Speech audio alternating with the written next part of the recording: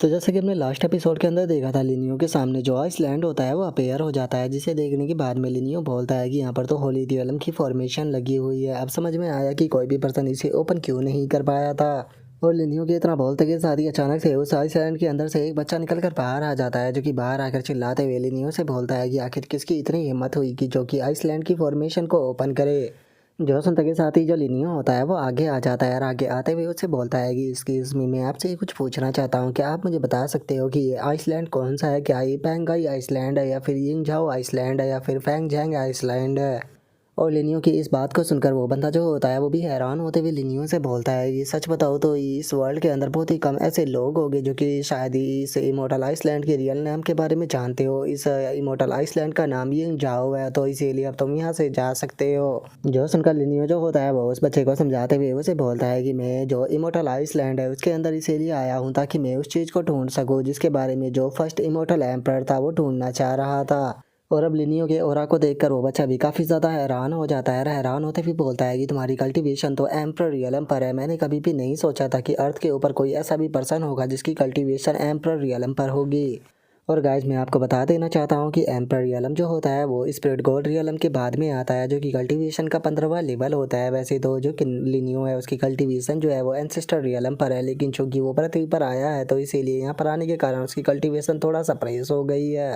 और अब हम देखते हैं कि वहाँ पर एक ओल्ड मैन जो होता है वो भी आ जाता है, जो कि वहाँ पर आते हुए लिनियो की तरफ देखते हुए बोलता है कि आखिर तुम लोग कौन हो। जो सुनते के साथ ही लिनियो अपना इंट्रोडक्शन देते हुए उसको बताता है कि मैं उन पर्सनों में से एक हूँ जो कि अपनी पिछली लाइफ के अंदर अर्थ पर रहा करते थे, तो इसीलिए मैं यहाँ पर बस घूमने के लिए आया था और मैं जो इमोर्टल आइसलैंड है उसके अंदर भी घूमना चाहता हूँ, तो प्लीज़ इसके लिए मुझे माफ़ कर देना। जो सुनते के साथ ही जो वो ओल्ड मैन होता है वो भी थोड़ा हैरान होते हुए लिनियो से बोलता है कि क्या तुम एक अवेकन रीइंकार्नेशन पर्सन हो? जो सुनकर लिनियो जो होता है वो उसको बताता है कि आप मुझे बस एक रीइंकार्नेशन पर्सन कह सकते हो, क्योंकि अपनी मेमोरियों को अवेकन करने का जो मेरा तरीका था वो थोड़ा अलग था। जो सुनकर वो ओल्ड मैन जो होता है वो लिनियो से बोलता है कि ठीक है, मैं तुम्हारी बात को समझ गया, ठीक है तुम इमोर्टल आइसलैंड के अंदर आ सकते हो, हम लोग जो है वो यहाँ पर बैठकर आराम से डिस्कशन करेंगे।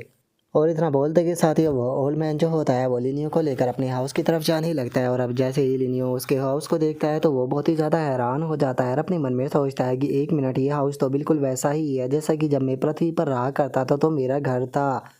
तो क्या ये बस एक कोइंसिडेंस है? और लिनियो के इतना सोचते ही वो ओल्ड मैन जो होता है वो लिनियो से बोलता है कि मैं आपके साथ में एक बहुत ही इंपॉर्टेंट डिस्कशन जो है वो करना चाहता हूँ। और इतना बोलकर अब वे दोनों जो होते हैं वो ओल्ड मैन के पैलेस के अंदर आ जाते हैं, जहाँ पर कि लिनियो जो होता है वो ओल्ड मैन से पूछता है कि सर, क्या आप मुझे बता सकते हो कि आखिर जो अर्थ है उसे लैंड ऑफ रीइंकार्नेशन क्यों कहा जाता है? जो सुनते के साथ ही वो ओल्ड मैन लिनियो को बताता है कि अगर तुम अर्थ को कोई मामूली चीज़ समझते हो तो तुम गलत हो, क्योंकि अर्थ उन कुछ प्लेनेटों में से एक है जिन्हें की जो रियल सुप्रीम बींग्स थे उनके द्वारा बनाया गया था। लेकिन टाइम के साथ में यहाँ पर जो पावरफुल लोग थे वो धीरे धीरे कर मरना स्टार्ट हो गए, जिसका जो पृथ्वी थी वो एक तरह से जो रीइंकार्नेशन पैलेस था वो बन गया, जिसका कुछ लोग जो थे वो यहाँ पर स्पिरिट के रूप में बदल कर खुद को रिवाइव करने लगे। जो सुनकर लुओ डोंगबिन जो होता है वो उस ओल्ड मैन से बोलता है कि क्या आप भी एक रीइंकार्नेशन पर्सनों में से एक है? जो सुनते के साथ ही वो ओल्ड मैन जो होता है वो लुओ डोंगबिन से बोलता है कि तुम ऐसा कह सकते हो कि जो पिछले 3 एरा के बचे हुए रीइंकार्नेशंस है उनमें से मैं एक हूँ जिसने कि अपने ट्रू सेंस को प्राप्त कर लिया था।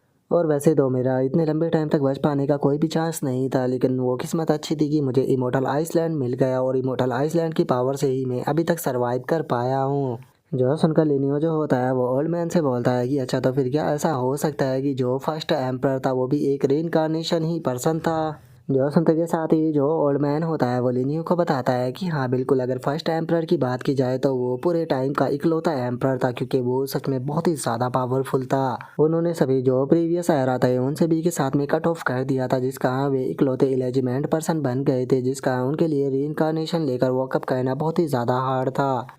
लेकिन कुछ टाइम के बाद में वे यहाँ से चले गए, लेकिन जब वे यहाँ से जा रहे थे तो उन्होंने कहा था कि वे जिस टाइम पर उठेंगे तो उसके बाद में बहुत सारी चेंज जो है वो देखने के लिए मिलेंगे। लेकिन उन्होंने जाने से पहले यहाँ पर मुझे कुछ डिटेल दी थी कि उन्होंने अपने कुछ फॉलोवर बनाए हैं, वो भी अलग अलग पैलेस पर। जो सुनकर लिनियो जो होता है वो अपने मन में सोचता है कि अच्छा, तो फर्स्ट टाइम पर ने वेनेरेबलों का इंतज़ाम किया था और मुझे लगता है कि मैं भी उन्हीं वेनेरेबलों में से एक हूँ। और अगर ये पर्सन जो है वो फर्स्ट एम्प्रर के बारे में इतनी सारी चीज़ें जानता है तो ये बात तो कंफर्म है कि ये फर्स्ट एम्प्रर के काफ़ी ज़्यादा क्लोज होगा, तो कहीं इसका मतलब ये तो नहीं कि ये वही पर्सन है। और इतना बोल कर जो लिनियो होता है वो उस ओल्ड मैन से बोलता है कि 1 मिनट रुको, कहीं तुम ज़ूफू तो नहीं हो ना। जो सुनकर वो ओल्ड मैन बोलता है कि तुम मेरे नाम के बारे में जानते हो। ओ मैं समझ गया, तुम उन्हीं वेनेरेबलों में से एक हो जिनके बारे में फर्स्ट एम्परर ने मेंशन किया था। फर्स्ट एम्परर जो थे उन्होंने एक बार मुझे बताया था कि हर एक चीज़ों की तुम फाइनल की होने वाले हो। तुम ही उन चीज़ों को अनलॉक कर पाओगे जो कि इमोर्टल आइसलैंड के अंदर है, तो इसीलिए तुम मेरे साथ में चलो, मैं तुम्हें उस जगह पर लेकर चलता हूँ।